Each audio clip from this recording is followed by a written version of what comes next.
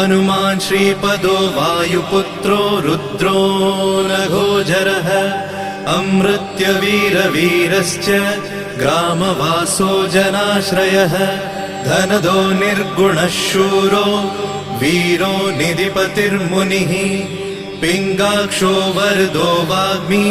सीताशोकविनाशकः शिवः शर्वपरो व्यक्तो व्यक्ताव्यक्तो धराधरः पिङ्गकेशः पिङ्गरोमा श्रुतिगम्यः सनातनः अनादिर्भगवान् देवो विश्वहेतुर्जनाश्रयः आरोग्यकर्ता विश्वेशो विश्वनाथो हरीश्वरः भर्गो रामो रामभक्तः कल्याणप्रकृतिस्थिरः विश्वम्भरो विश्वमूर्तिर्